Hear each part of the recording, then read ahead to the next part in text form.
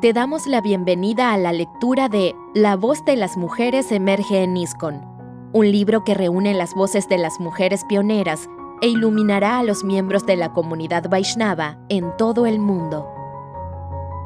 A continuación leeremos La historia no contada de cómo encontré mi voz, escrito por Pranada Dasi.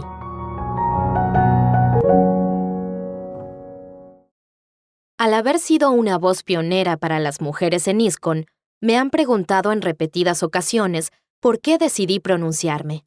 Siempre he dado respuestas generales, salvo a un grupo reservado de personas, y nunca he respondido a la pregunta de manera pública.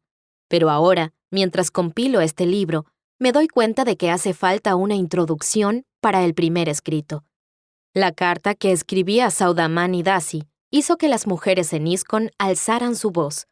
Con el siguiente relato, descubriremos la razón de todos los ensayos de este libro. Para poder encontrar la fuerza para escribir, tomé en consideración los siguientes puntos. A. La historia se está olvidando. B. Lo que han pasado nuestras mujeres y por ende nuestros hijos no debería suceder nunca más. Y C. Aunque algunos de los comportamientos abusivos en contra de la primera generación de mujeres en ISKCON haya disminuido, el comportamiento degradante, despectivo y discriminatorio hacia ellas se mantiene en muchos templos. Estas fueron las razones por las que me decidí a compartir mi relato personal, libre de censura, y que me inspiraron a defender a las mujeres en ISKCON. 1984. Solo faltan 2 horas para el Mangalartik, y todavía no logro dormir. Tumbada en el suelo, en mi saco de dormir, clavo la mirada en el techo, y en la oscuridad de la noche aparecen escenas vívidas, una tras otra, llenas de color y emoción. Se repiten una y otra vez. Giro de un lado a otro y lloro. Hasta esa noche no me había dado cuenta de cuánto me habían afectado los años anteriores. Cada vez que un hermano espiritual se atribuía el mérito de un servicio que yo había ofrecido, me lo tomaba como una oportunidad para ser humilde. No le daba importancia, pues estaba ansiosa por ocuparme en servicio. Asumí cada vez más servicios de responsabilidad y me hice experta en administrar. Me elevé eufóricamente, dando a cada minuto toda mi energía, todas mis habilidades y todo mi ser, a Srila Prabhupada y a Krishna, con alegría absoluta. El sacrificio me proporcionó mucha felicidad y siempre quise dar más. Pero empezaron a suceder cosas extrañas. Un hermano espiritual me dijo que no le gustaba mi entusiasmo en tener servicio y me impidió seguir gestionando las grabaciones para un gurú. Cuando no encontraron a nadie más que lo hiciera, me pidieron que retomara el servicio. También mecanografiaba las cartas de un gurú del GBC. Otro devoto dijo que quería buscar a alguien para reemplazarme. A pesar de que yo escribía bien a máquina, lo hacía a tiempo y era confiable. El servicio nunca se acumuló ni tampoco hubo retrasos. Este devoto también dijo que no le gustaba que yo estuviera haciendo tanto y que buscaría un sustituto. Pasaron las semanas y no lo encontraron, así que decidió amenazarme periódicamente con quitarme el servicio. En ese momento, yo trabajaba en los 2 volúmenes finales del Srila Prabhupada Lilamrita, como diagramadora, revisora y encargada de producción de la editorial Gita Nagari. Teníamos poco personal y un plazo límite ajustado. De repente, un día, decidieron cumplir con una de las promesas de quitarme el servicio, y me dijeron que un hombre se iba a hacer cargo de mis responsabilidades en la dirección de producción. El devoto designado no tenía experiencia en la producción de libros, pero accedí, y estuve muchos días entrenándolo en todos los aspectos del servicio. Para mi sorpresa, él no estaba interesado en el servicio, y sencillamente no lo hizo. Pasaron los días y las semanas, y nunca se presentó en la oficina. Él sabía que yo estaba capacitada para manejar el servicio y que lo haría. Aún así, mantuvo el puesto de director de producción, lo que me dificultó hacer el trabajo. Él recibía las comunicaciones de los miembros del equipo y de los impresores, pero no me las pasaba. Los aspectos de la producción se perdieron casi por completo, y la agenda se detuvo prácticamente en su totalidad hasta que me devolvieron el servicio. Estos son tan solo 2 ejemplos entre una gran variedad de situaciones. Estos recuerdos se arremolinan y me recrimino. No está siendo humilde. Este pensamiento me tortura. ¿Cómo puedo avanzar si no soy humilde? Mi mente da vueltas tratando de tranquilizarse, pero recupera sin tregua docenas de recuerdos. ¿Por qué mi mente hace eso? ¿Tendrá que ver con el origen de la depresión actual que no logro superar? Antes de que pueda deliberar en ello, otro pensamiento se precipita en el techo. Estoy caminando fuera del templo, cuando de pronto un hombre escupe en el suelo, en mi dirección. He visto a otros hombres escupir a mis hermanas, algunas veces directamente sobre ellas. Supongo que esa era la manera de responder a la afirmación tan frecuente de que hay que escupir ante la idea de la vida sexual, pero ellos escupían a seres humanos. Ahora aparecen las escaleras del templo de Santo Domingo. Es 1977 y estoy embarazada de 6 meses. Cuando empiezo a bajar las escaleras, me resbalo y me vengo abajo. El brahmachari que sube las escaleras simplemente apoya su espalda contra la pared para no tocarme. Otro brahmachari se niega a compartir conmigo la leche que se ofrece cada día a las deidades. La escalera trae muchos recuerdos de los pasillos. Puedo verme de pie apoyada de cara a la pared, acercándome lo máximo posible para que un brahmachari pueda pasar libremente sin que haya la más mínima posibilidad de que, por accidente, llegue a tocarme, y para ahorrarle que me vea de frente. He visto a muchas otras mujeres hacerlo, y se ha convertido en la etiqueta correcta. Ahora la escena cambia y veo una fila de mujeres ante la mesa del prasadam del almuerzo. La mayoría de los hombres llegan tarde y sin prisas, y se colocan detrás del último hombre, y adelante de la primera mujer. Aunque seamos las primeras, siempre quedamos al final de una larga cola. No importaba que nuestros hijos tengan hambre y lloren, y que, una vez más, no quede suficiente prasadam para las mujeres. Ya sabemos que, si hay alguna preparación especial, la sirven únicamente a los hombres, que en ocasiones la disfrutan haciendo comentarios en voz alta y pidiendo más. Esto desencadena otros recuerdos en relación con el prasadam. Me he lastimado la espalda y apenas puedo caminar. Tengo que hacer mi servicio en una casa que queda a 1,5 kilómetros del templo. No puedo caminar hasta el templo para almorzar y tampoco puedo ir en el auto que lleva todos los días a los brahmacharis. Después de pasar hambre por unos días, me armo de valor para pedirles si pueden traerme un plato de prasadam. El único que no me ignora completamente se ríe y dice, por supuesto que no. Así que, durante meses, me quedo sin comer al mediodía. Para cuando logro llegar al templo, solo quedan algunas sobras, pero aprendo a arreglármelas. Mi mente se traslada a un Harinam en Hollywood Boulevard, en Los Ángeles. Como de costumbre, las mujeres y los niños van en la parte de atrás de la procesión. Hombres intoxicados nos acosan y algunas veces nos agarran del brazo y tratan de abrazarnos y besarnos.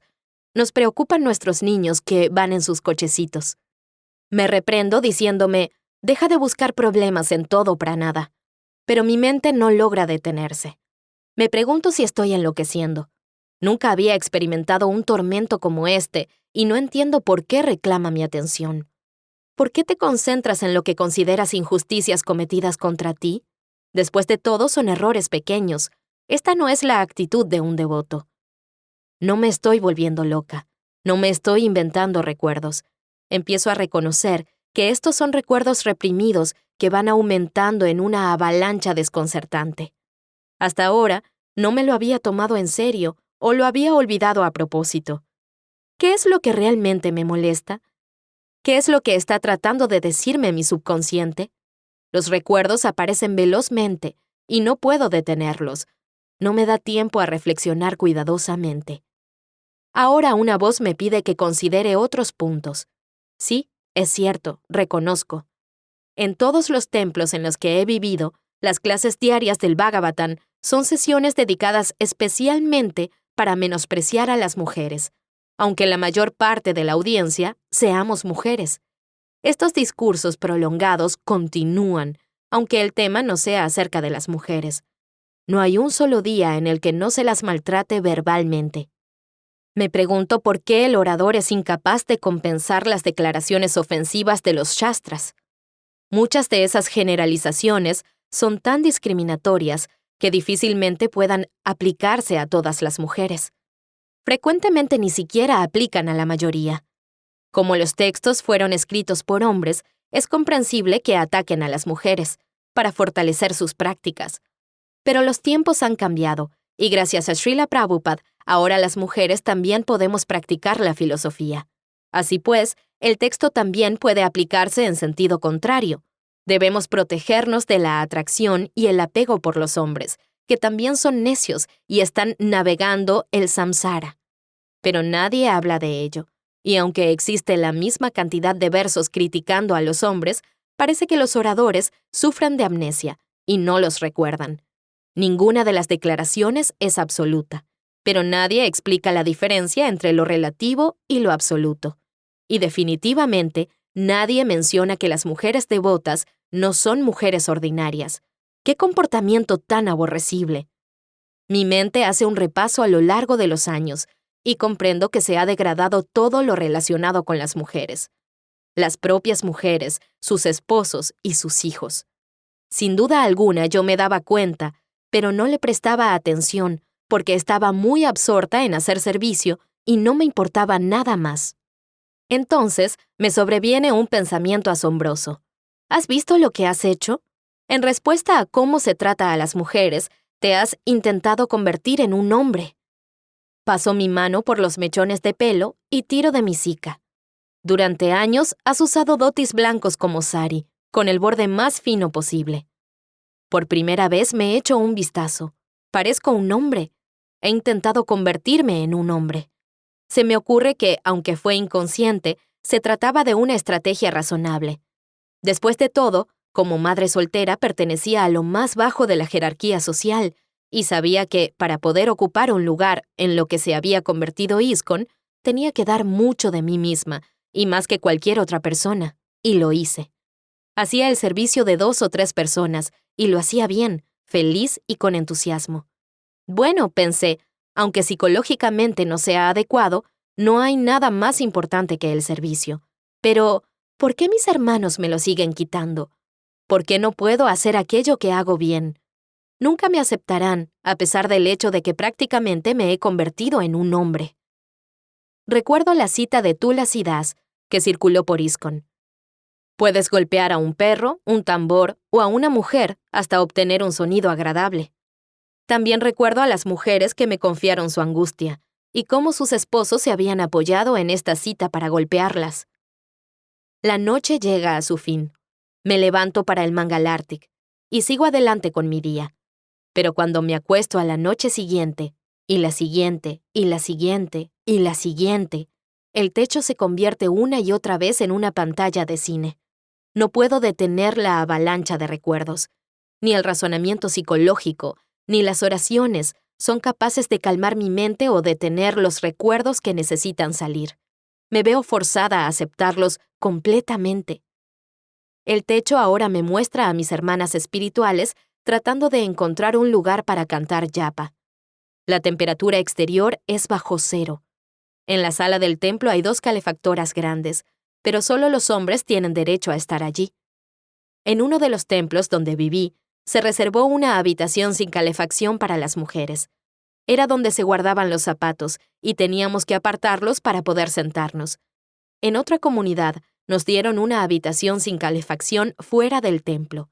Muchas mujeres acababan yendo a sus habitaciones, pero este no era un lugar apropiado para cantar yapa atentamente, y las veía distraerse o descansar en lugar de cantar. Veo a Yadurani en Los Ángeles, sentada en el Vyasasan, dando una clase del Bhagavatam. Fuera del templo se escuchan las voces de algunos hombres trastornados con esta situación. Sus quejas no tienen que ver con la calidad de su clase, solo quieren que deje de hablar. En Hawái, Kirtanananda Swami se queja con Srila Prabhupada y le pregunta si pueden impedir que Yadurani dé clases, pero él no está de acuerdo. Aún así, nunca más invitan a Yadurani para que dé una clase. En el año 1977, en Puerto Rico, el templo se trasladó a la ciudad de las montañas de Gurabo. En la nueva propiedad había 2 edificios, uno en buen estado y otro que estaba deshabitado y lleno de ratas enormes.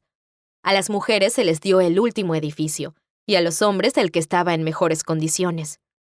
Durante las noches nos turnábamos para hacer guardia con una escoba. Cuando las ratas saltaban de las vigas, las golpeábamos para que cayeran al suelo y no sobre las camas. Había 2 bebés entre nosotras, y sabíamos que las ratas los muerden alrededor de sus bocas. Al menos teníamos un lugar para quedarnos. Había templos que carecían de instalaciones para mujeres, a pesar de que sí había para los hombres. Ahora en el techo veo a mi muy querida amiga T, quien colecta grandes sumas de dinero. En el año 1983 se escabulló en medio de la noche para abandonar la conciencia de Krishna. Ella es una de las víctimas que no toleró el maltrato. Aunque he visto irse a otras mujeres, su partida me afecta profundamente, porque es una amiga muy cercana. Ahora en mi cabeza veo a muchas mujeres que visitan el templo, se dan la vuelta y se van horrorizadas. Estos recuerdos me desgarran el corazón, y lloro. Ojalá pudiera dormir antes del Mangalartik. Entonces recuerdo otros Mangalartiks. Estamos en la parte de atrás del templo, y nos cuesta ver a las deidades. Si mi hijo se porta mal, lo castigan a irse al fondo del templo con las mujeres. Los niños saben que los están rebajando. Oh, Krishna, los niños están escuchando las clases. ¿Cómo no me di cuenta de lo importante que es esto? En el techo aparece la imagen de una hermana espiritual que me trajo un anillo de bodas. A medida que esta imagen aparece, por primera vez desde que sucedió en 1973, mi cuerpo tiembla. ¿Qué pasa? ¿Por qué esta imagen me perturba más que las otras? Una avalancha de recuerdos me abruma.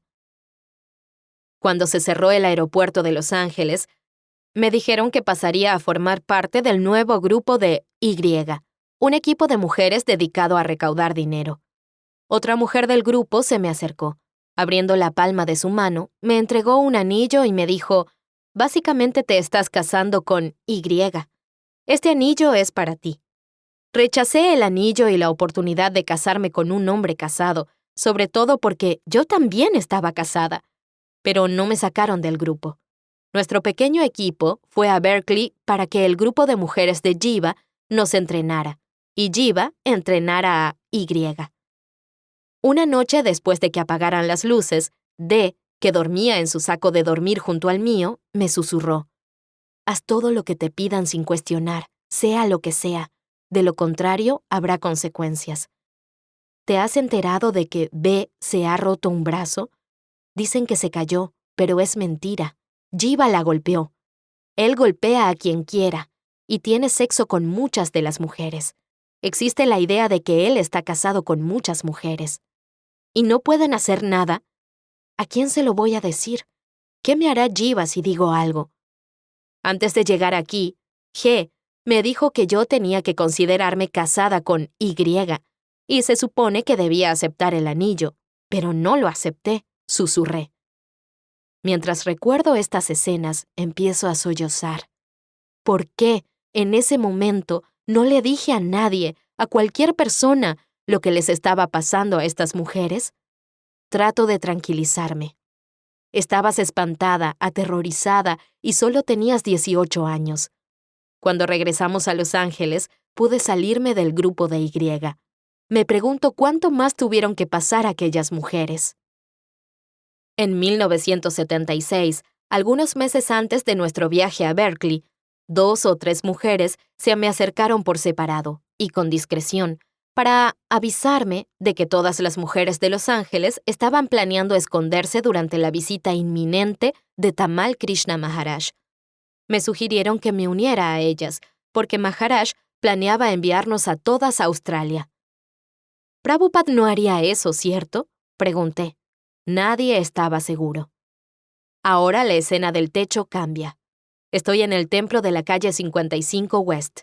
Es el año 1978, pocos meses después de la partida de Srila Prabhupada. Mi hijo tiene 6 meses de edad, y yo tengo los 20 recién cumplidos. Acabo de llegar a Nueva York, y pregunto si puedo dedicarme a la distribución de libros, mi servicio favorito. Durante la conversación, un par de mujeres se me acercan y me cuentan que el grupo de las mujeres de Nueva York es maravilloso. Dicen que TEDAS se preocupa de que las mujeres tengan toallas sanitarias durante su menstruación. Sé que esto es novedoso porque no todas las mujeres tienen fácil acceso a sus necesidades básicas. Y también, continúan, no se parece en nada a D, que es mucho peor que Jiva. Siento escalofríos. Había escuchado rumores sobre el equipo de mujeres de Nueva Brindavan, pero los devotos de Nueva York han oído más del abuso físico y psicológico que soportan las mujeres en Nueva Brindavan para servir a Srila Prabhupada. No respondo.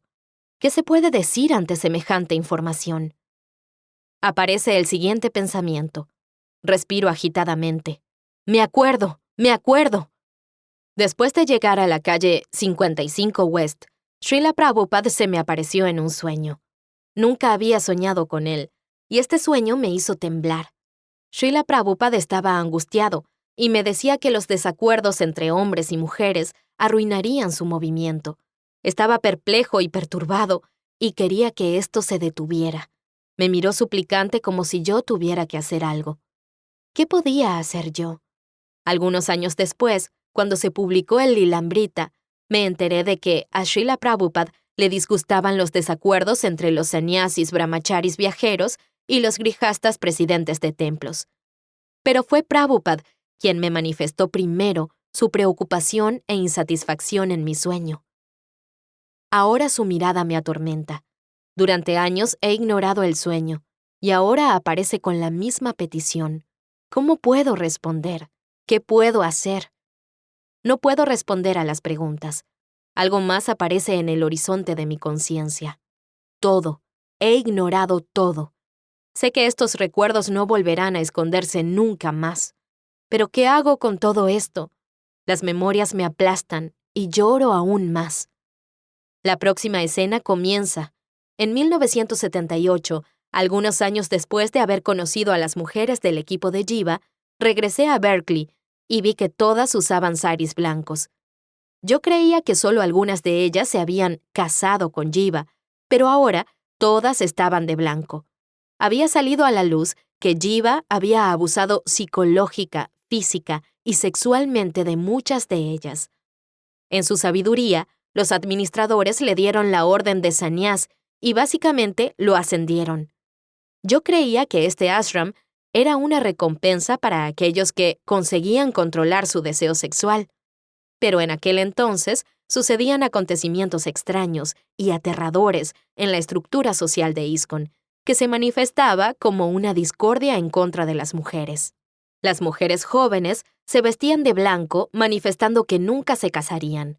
Ellas continuaban siendo el mayor soporte financiero del templo y trabajaban largas horas para recaudar dinero. ¿Qué hacían los administradores por las mujeres que habían sido abusadas? ¿Cómo se encontraban mis hermanas ahora? Me imagino las condiciones que probablemente tuvieron que soportar las mujeres, y me siento abrumada. Siento en mi cuerpo lo que imagino que ha sido su dolor. Seguramente estoy enloqueciendo. A medida que se acaba la noche, veo claro que necesito hablar con alguien. ¿Pero con quién? ¿En quién puedo confiar? Durante el día miro a diferentes hermanas espirituales y trato de pronosticar si puedo hablar con ellas. Después de algunos días me atrevo a hablar con una de ellas, teniendo mucho cuidado de no revelar completamente todo lo que hay en mi mente. No te estás inventando ni los problemas ni las injusticias, me asegura. Esta breve conversación me calma, y poco a poco mis noches de insomnio se acaban. Pero el problema permanece. Cada vez me doy más cuenta de las injusticias que sufren las mujeres, como si hubiera desarrollado una nueva antena. Durante mucho tiempo había ignorado mis experiencias, y las había ignorado clasificándolas como anomalías. Me pregunto si alguna de mis hermanas espirituales se ha salvado. Pienso en algunas pocas que seguramente no han experimentado gran parte de la situación, como las casadas o las que viven fuera del templo. Sé que las esposas de algunos presidentes de templo se salvaron. Sé que no todos los hombres se han propuesto herir intencionalmente a las mujeres. Muchos de ellos no se dan cuenta, pero han sido cómplices de este sistema y continúan siéndolo con su silencio, y la situación es atroz. Con cautela comienzo a hablar con mis hermanas espirituales y me doy cuenta de la profundidad de su dolor enterrado. No estoy sola en lo más mínimo. Dentro de mí crece un compromiso y se fortalece. Aceptaré lo que suceda y buscaré la guía de Krishna en mi vida. Quiero responder con humildad y avanzar en la conciencia de Krishna, pero no puedo permanecer callada ante los abusos que toleran mis hermanas espirituales. Hablaré con honestidad. Sin embargo, aún no encuentro mi voz. Estoy completamente aterrorizada. ¿Qué pasará si alzo la voz? Podría perderlo todo. Mi familia espiritual lo es todo para mí. ¿Dónde puedo acudir si pierdo este refugio? No tengo posesiones materiales y podría perder mi posición y mi familia espiritual. ¿Cómo puedo ir en contra de las reglas sociales instituidas en todo el movimiento? Mientras luchaba con este creciente malestar interno, tuve que afrontar otro tema chocante. Se concertaron matrimonios para mujeres que no querían casarse o que no querían casarse con el hombre que habían elegido para ellas. Llegó mi turno. En el año 1985, me senté en el suelo conmocionada y desorientada. El devoto frente a mí me anunció que mi autoridad había decidido que debía casarme. Durante nuestra conversación de media hora, dije 3 o 4 veces, no voy a casarme. Me pregunté cuánto tiempo necesitaría el devoto para entender mi decisión. Para poder librarme del peligro y ayudar a encontrar una pareja para ese hombre, le di el nombre de otras 3 mujeres que estaban interesadas en casarse con él. Finalmente, el brahmachari mensajero me dijo, realmente no tienes alternativa. El sacrificio de fuego se hará en 3 semanas. Y así fue. No, nunca iría en contra de mi autoridad superior. Pero esto me devastó y solo aumentó exponencialmente mi convicción de que, en ISKCON, se trataba mal a las mujeres. 1986. A medida que continúo conversando de forma privada con mis hermanas espirituales mayores, surge una imagen de ISKCON antes del sexismo. Es una imagen completamente desconocida para mí, y eso que soy devota desde hace 11 años. Aunque había visto a Yadurani dar un par de clases, se lo impidieron poco después de que yo me uniera al Templo de los Ángeles. Me enteré de que, tal como los hombres, las mujeres también daban clases al entrar al templo. Se les entrenaba por igual. De hecho, el mismo Prabhupada había pedido a las mujeres que dieran clases delante de él. Mis hermanas me contaron que Prabhupada les pedía que dirigieran kirtans delante de sannyasis y otros miles de personas. Por lo tanto, la convicción generalizada de que los renunciantes no podían escuchar el canto de una mujer era inventada. Prabhupada le había pedido a Yamuna y a Govinda que se unieran al GBC, pero Tamal Krishna Goswami protestó con tanta vehemencia que ellas desistieron. Las mujeres habían sido pujaris en India.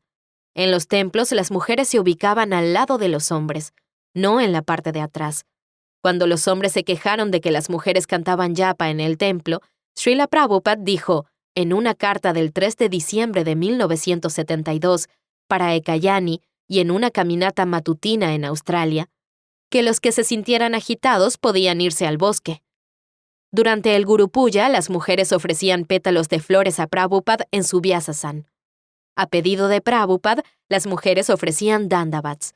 Muchas cosas habían cambiado y la mayoría de los devotos no lo sabían. ¿Cómo hemos llegado hasta aquí? Algunas hermanas espirituales explicaron que a medida que la cantidad de sannyasis aumentaba en ISKCON, también lo hizo la misoginia. Cuando los sannyasis que habían ido a la India regresaron, hicieron cambios. Otras hermanas espirituales se preguntaban qué era realmente védico y qué eran comportamientos inculcados en la sociedad hindú por la influencia musulmana.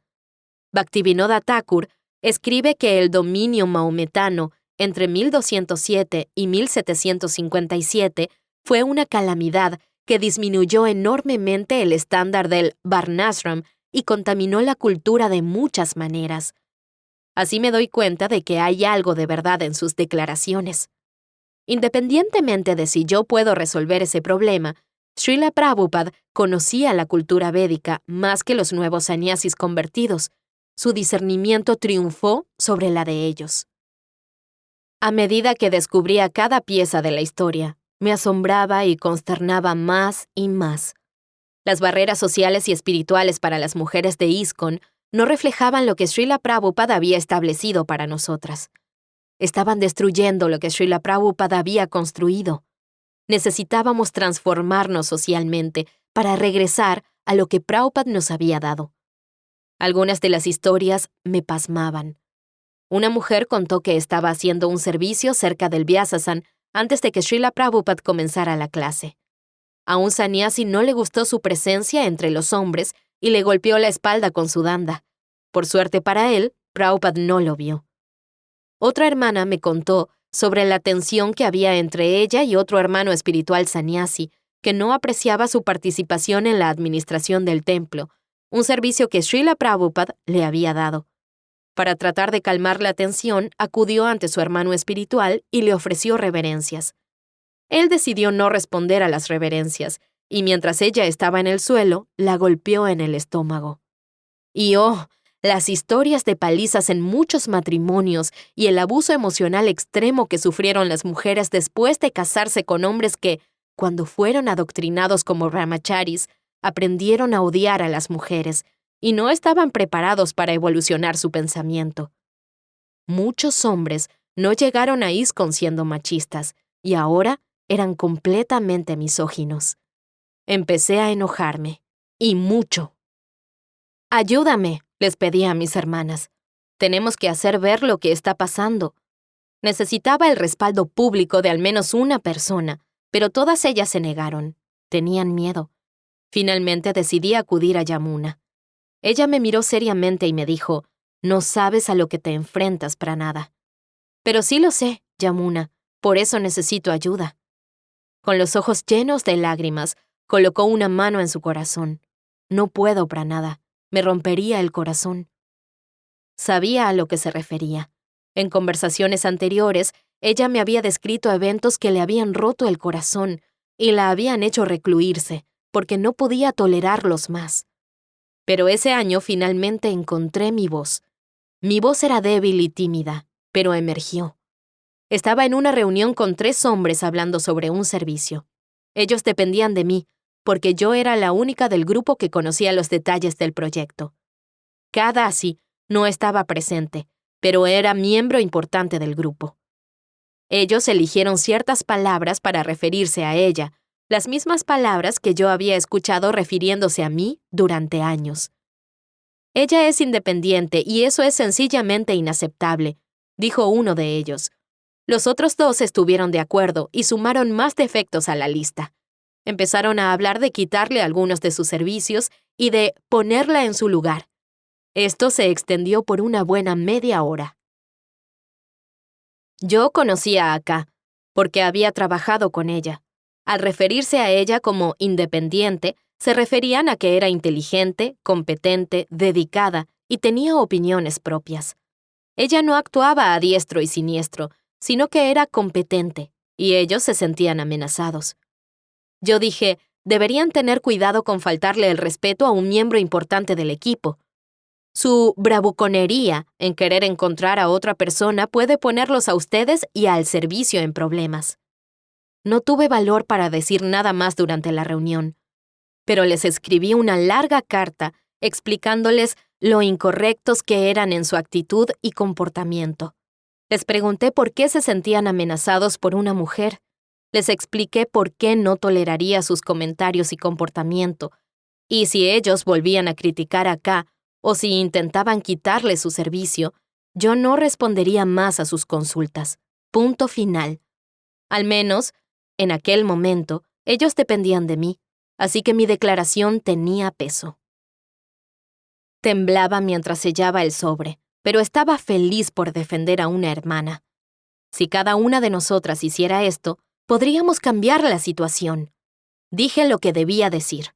Mientras intentaba tranquilizarme, pensaba, si soy valiente, quizás inspire fuerza a otras mujeres. Tal vez se puede cambiar la situación incontrolable de abuso hacia las mujeres en ISKCON. Por alguna razón, la reunión fue un punto decisivo para mí. Creo que vi de primera mano cómo aquellos devotos querían socavar la vida de K sin ninguna razón, a no ser que era mujer, y ellos querían controlarla.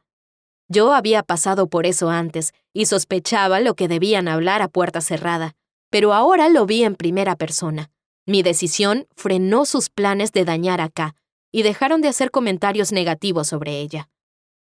No iba a permitir a los devotos en cuerpos masculinos tratar así a ninguna de mis hermanas. Y había que detener ese comportamiento de raíz, en las clases.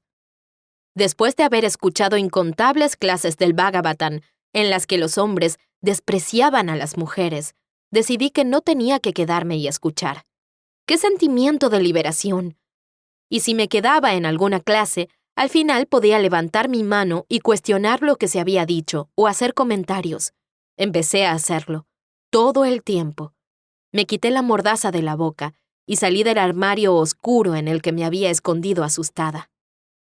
Estaba convencida de que si las mujeres recuperaban sus servicios, lograríamos hacer grandes cambios en las actitudes y los comportamientos desmoralizantes, dirigidos tanto a hombres como a mujeres, y recuperaríamos el equilibrio en ISKCON para lograr una prédica más vigorosa. Prabhupada quería que, además de purificarnos, predicáramos. A medida que me adaptaba a esos pensamientos, me cuestionaba cómo llamar la atención sobre la difícil situación de las mujeres y la necesidad de un cambio en la estructura social. Continuaba buscando a alguna persona que me apoyara públicamente. Me acerqué a Saudamani y le expliqué mi angustia y lo que había descubierto. Le pregunté si me ayudaría. Ella quería saber qué quería cambiar. No me dijo que el cambio era imposible o que no podía ayudarme. Ella quería saber qué quería cambiar yo. Hasta ahora nadie había abierto una puerta. Me emocioné. Todo, Saudamani. Quiero cambiar todo. Las mujeres deberían dar clases del Bhagavatam, dirigir kirtans, ponerse al lado de sus hermanos espirituales, iniciar discípulos. Enuncié rápidamente una lista. De entre todas esas cosas, ¿cuál tendría mayor impacto? Sabía que tenía algo en mente. Dímelo tú. La clase del Bhagavatam, dijo. Si los devotos ven que las mujeres son tan entregadas, maduras e inteligentes como los hombres, les será mucho más difícil despersonalizarlas y maltratarlas. Escríbeme una carta con todos tus puntos y yo te la responderé. Luego enviaremos ambas cartas al GBC. 1988. Cuando comencé a escribir mi carta a Saudamani, la maestra de mi hijo vino a decirme que estaba teniendo dificultades para disciplinarlo. Él no seguía sus instrucciones porque era una mujer y no tenía que escucharla, ya que era más inteligente que ella. A sus 10 años, se envalentonó a tratar a una maestra y persona mayor de esa manera, inspirado por los discursos y las actitudes predominantes en ISKCON. ¿Cómo podría revertir ese adoctrinamiento? Este incidente fue una confirmación de que debía alzar mi voz. Y por si me quedaba alguna duda, mientras redactaba la carta, una hermana espiritual me llamó para contarme que varios chicos habían regresado del Gurukula de Brindavan. Habían sido abusados sexualmente y taparon el escándalo. Simplemente no podía creer lo que me estaba contando. ¿Cómo era posible que sucediera esto en nuestro movimiento? ¿Cómo era posible? Me confesó que una o dos de las madres habían acudido a las autoridades, que no consideraron sus quejas o las minimizaron. De hecho, les dijeron a estas mujeres que guardaran silencio. Estas Vaishnavis estaban fuera de sí, no solo por lo que les había sucedido a sus hijos, sino porque no las escuchaban. ¿Dónde estaba la esperanza de justicia y enmienda de esta situación? Yo estaba furiosa. Si no se hubieran desmoralizado e intimidado sistemáticamente a las mujeres durante años, el abuso que sufrieron esos niños no se habría ignorado. Con estas noticias dejé de sentir miedo por lo que podría ocurrir si alzaba mi voz. Había vivido demasiado, visto demasiado, escuchado demasiado y sabía demasiado. No iba a permanecer callada. Enviamos mi carta dirigida a Saudamani y su respuesta al GBC. Además, presenté un punto para la agenda del GBC, solicitando que se aprobara una ley para que las mujeres pudieran dar clases del Bhagavatam. La respuesta del GBC me pareció una estrategia política compleja. No era necesario registrar una ley que permitiera dar clase a las mujeres, porque no había ninguna ley que lo prohibiera. Estaba llena de pavor. Mis hermanos espirituales pretendían ignorar la dimensión de la situación. Ya no se trataba de que no estaban enterados del problema. Ahora lo sabían y no tenían ninguna intención de ayudar. Saudamani, que era muy experta, dijo, «Empecemos a dar clases». Mi corazón se detuvo. Aunque no había recibido formación para hablar en público, seguí adelante por mis hermanas, ignorando mi pánico. Saudamani y yo comenzamos a dar clases del Bhagavatam. Tan pronto como una de nosotras se sentaba en el asana, los hombres se levantaban y se iban. Se escuchaba bullicio en los pasillos. Se desencadenaron discusiones en todo el movimiento. Nuestras cartas alentaron a algunas mujeres. Manasa Ganga Dasi, una devota nueva, me preguntó por qué las mujeres no se les permitía cantar japa en el templo. Le respondí que no había ninguna razón. Entonces escribió una carta a los devotos de Filadelfia pidiendo que se cambiara el estándar. Funcionó. Después de casi una década de prohibición, se les permitió a las mujeres cantar en el templo. Este segundo cambio en el templo de Filadelfia alimentó más conversaciones, no solo en Estados Unidos, sino también en otros lugares. Los devotos empezaron a preguntarse, ¿qué están tramando estas mujeres? Recibí una amenaza anónima de muerte, asegurándome de que iban a lograrlo. M, de Nueva York, me envió una nota diciéndome que estaba destruyendo el movimiento de Srila Prabhupada. Varios expresaron el mismo sentimiento. Empezaron a circular toda clase de insultos, muchos de ellos dirigidos a mí. Me afectaba, pero no lo suficiente como para callarme. Estaba segura de que, cuando los devotos comprendieran lo que estaban sufriendo las mujeres, sus corazones se ablandarían y podríamos ser una familia más unida. La revista Back to Godhead, de vuelta al Supremo, se trasladó a San Diego. Como servíamos en el proyecto de la revista, mi esposo, mi hijo y yo también nos trasladamos allí. Kaka me estaba esperando. Ella quería que las cosas en San Diego cambiaran, y alrededor del mundo, y quería cambiarlas ahora. Me sugirió convocar a todas las mujeres de ISKCON a una huelga y frenar bruscamente el movimiento. Con tan solo 3 días podemos parar todo, dijo apasionadamente. No había ninguna duda. Lo sabíamos demasiado bien. Pero le respondí que llegaríamos más lejos al elevar la conciencia de los devotos y educarlos. No quería dañar la prédica. Ya que eso no era posible, ella quiso saber cómo se podía cambiar el estándar del templo a la hora de recibir darshan, de manera que las mujeres pudieran ver a las deidades durante los áratis, ubicándose al lado de los hombres. Le dije que seguiríamos el protocolo de quejas de ISKCON. Primero, ella debía dirigirse al presidente del templo. Le sugerí que le escribiera una carta y le indiqué algunos de los puntos a mencionar. El presidente del templo se tomó su tiempo para responderla y finalmente le dijo que debía dirigirse al representante del GBC. Este le dijo que presentara el asunto al director del GBC. El director del GBC le dijo que ella debía discutir el asunto con el presidente del templo. Toda esa correspondencia tomó varios meses. Aún no existían los correos electrónicos, pero ella no desistió. Al parecer, los devotos del GBC entraron en contacto con el presidente del templo. Él se sintió presionado y cedió ante la solicitud. Dibujó una línea imaginaria al lado del templo, aproximadamente a 3 metros del altar. Nos dijo que podíamos ubicarnos en ese espacio y que si alguna vez cruzábamos la línea, nos revocaría el privilegio. La mayoría de las mujeres se mantuvieron atrás, para que no consideraran que se rebelaban contra los hombres. Habían oído los rumores sobre mí.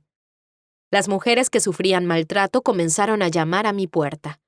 Una de ellas llegó angustiada porque su marido la violaba casi todas las noches. Otra llegó con un ojo morado y hematomas.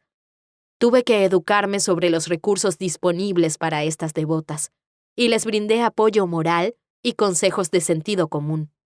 Pero aún no veía un cambio real en ISKCON. En Filadelfia, Saudamani daba clases y las mujeres cantaban yapa dentro del templo. En San Diego, las mujeres podían ubicarse a un lado del templo para ver a las deidades. Después de un año, las cosas mejoraron un poco para las mujeres. Pero, ¿qué más se podía hacer? 1989. No conocía bien a Sudharma, pero me acerqué a ella en la acera del templo de San Diego y le revelé mis frustraciones. ¿Acaso podría ayudarme a cambiar la situación de las mujeres en ISKCON? Lo que yo no sabía es que ella conocía a fondo el problema de abuso contra las mujeres en ISKCON. Aunque se había liberado de mucho, llegó a estar en el equipo de Jiva. Oh, Sudharma, ¿podrías ayudarme, por favor? Sí, pero ahora mismo me estoy yendo a la costa oeste. Mukunda Maharaj me ha pedido que dirija el Departamento de Relaciones Públicas de ISKCON para el caso jurídico de Robin George. Acaban de reducir el veredicto original de $32 millones a 9 millones, y eso significa que aún estamos en riesgo de perder templos. Dame un par de meses y volveremos a ponernos en contacto. Ese día forjamos una alianza fructífera. Después de unos cuantos meses trazamos un plan. Yo lanzaría la revista Priti Lakshnanam y la enviaría a los devotos y administradores de todo el mundo para fomentar el diálogo y continuar educando desde la base.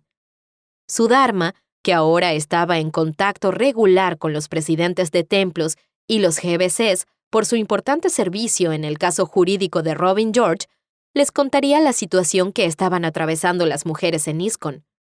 A medida que fuera forjando relaciones y apareciera la oportunidad, ella le mencionaría el tema a cada uno de ellos. Nos embarcamos en un proceso lento y arduo, pero meticuloso. Devotas de todo el mundo me escribieron, algunas para manifestarme su apoyo y otras su enfado. Los sannyasis que venían de visita me preguntaban por qué reclamaba. Algunos se conmovieron genuinamente con mis respuestas y cambiaron su perspectiva. Suhotra Swami me escribió desde Alemania animándome a continuar. Sridhar Swami y Satsarup Das Goswami me dijeron que apoyaban mi trabajo, pero eran declaraciones privadas. En algunos momentos llegué al límite de mi frustración. Cuando parecía que los devotos habían entendido cuáles eran los problemas, veía que en realidad no habían entendido absolutamente nada. Un sannyasi me pidió que me hiciera cargo de la administración de un proyecto importante. Pero, Maharaj, dije, su invitación va en contra de su opinión. Recuerda, usted dice que las mujeres son menos inteligentes. ¿Cómo podría yo aceptar este servicio? A lo que él respondió muy seriamente que yo era una excepción. Me revolvió el estómago. Los administradores me pedían que participara en varias juntas de ISKCON. Me convertí en la mujer simbólica. ¿Debía rechazar las ofertas? ¿O era mejor aceptar los servicios para demostrar que las mujeres éramos capaces de hacerlos? Sudharma y yo nos enfocamos en nuestras líneas de trabajo con paciencia, aumentando gradualmente la sensibilización, la comprensión y la simpatía en todo el mundo. La revista Priti Lakshanam se distribuía ampliamente. Por cada revista que enviaba, la leían 3 devotos más. Esto contribuyó a cambiar la forma de pensar de muchos. Algunas personas ya no aceptaban automáticamente ciertos patrones de comportamiento arraigados, pero las reglas tácitas de comportamiento y las restricciones en el servicio se mantuvieron. 1994. Sudharma tenía que recordarme una y otra vez que tuviera paciencia. Me aseguraba que estaba avanzando en relación con nuestros hermanos espirituales. Yo sabía que la tomaban en serio y sospechaba que ella encontraría la oportunidad. Si perdíamos el juicio de Robin George, podríamos acabar perdiendo muchos templos importantes en Norteamérica. La contribución de Sudharma era importante. Nuestros hermanos espirituales no podían negar su competencia y capacidad, ni el impacto que estaba teniendo en la ardua batalla por salvar los templos. Cuanto más demostraba sus capacidades, más crédito le daban. Su relación con nuestros hermanos espirituales fue fortaleciéndose y así pudo hablarles con más profundidad sobre la situación de las mujeres. Finalmente, algunos de ellos lo lograron entender y mostraron su apoyo públicamente. Mukunda Maharaj, Bir Krishna Maharaj y Bhaktitirtha Maharaj estaban dispuestos a ayudar a su Dharma para presentar el tema en las reuniones del GBC. Bhaktitirtha Maharaj sugirió que, en vez de establecer un consejo, estableciéramos el Ministerio de la Mujer. En 1994 se estableció el Ministerio de la Mujer en Norteamérica, con derecho a voto en el GBC, y su Dharma asumió el cargo de ministra. 1995. Su Dharma llamó a mi puerta. Cuando abrí, ella no entró, sino que simplemente se quedó en el umbral sonriendo, posiblemente exhausta después de las largas reuniones del GBC en Norteamérica. ¿Qué, su Dharma? ¿Qué? Han elegido a una mujer para un puesto en el nivel administrativo más alto de Norteamérica. Me eché a reír, salté y la abracé. Habían elegido unánimemente a su Dharma como directora ejecutiva de ISKCON en Norteamérica. Esta posición le daba derecho a participar en el equipo del GBC Internacional en Mayapur. La recibieron en su cargo ejecutivo, el más alto en el cuerpo administrativo de Norteamérica. Reconocieron sus cualificaciones, que ya se habían hecho evidentes en su trabajo con los líderes de Norteamérica en el caso jurídico de Robin George. Los devotos le tenían tanto respeto que no les costó incluirla. Habían pasado 10 años desde el momento en el que me angustié y 5 desde que había empezado a trabajar con su Dharma.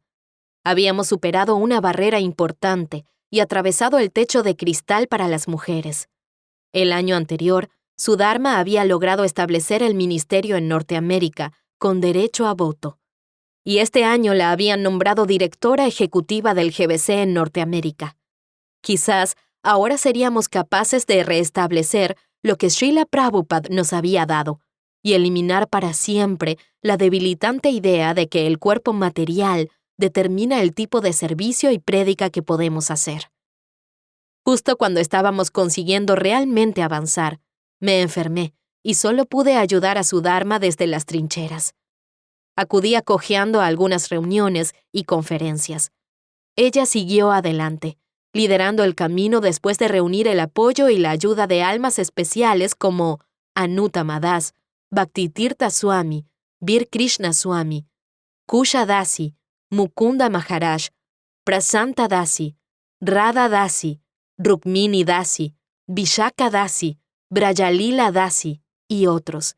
Y por supuesto, siempre contábamos con el apoyo silencioso y amoroso de Yamuna Devi.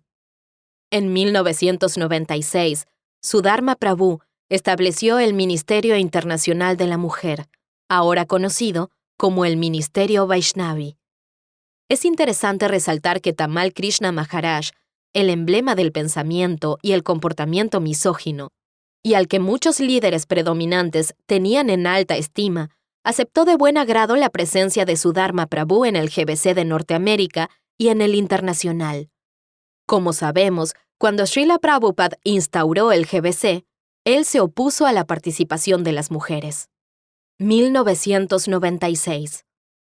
En septiembre, participé del primer diálogo Vaishnava católico de Norteamérica en East Freeport, MA, y entre las sesiones compartí mesa para tomar prasadam con Tamal Krishna Goswami y Ravindra Swarup Das. Tamal Krishna Goswami me dio las gracias por mi trabajo en educar a los devotos en relación con las Vaishnavis.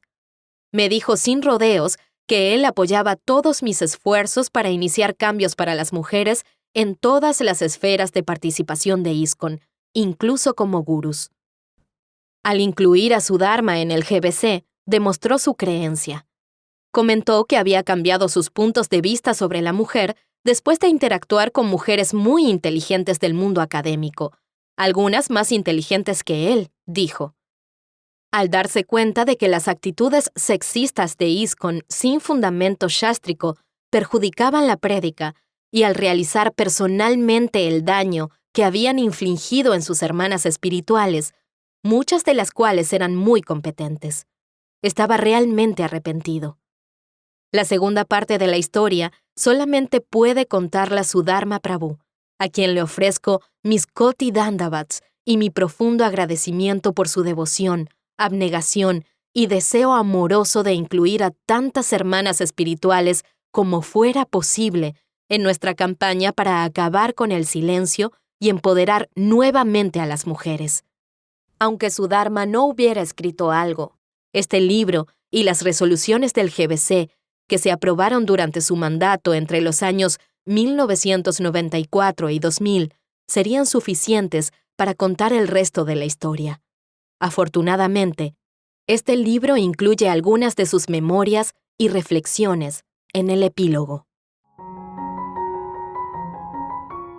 Gracias por acompañarnos en la lectura de La voz de las mujeres emerge en ISKCON, una compilación realizada por Pranada Dasi con el apoyo del Ministerio Vaishnavi.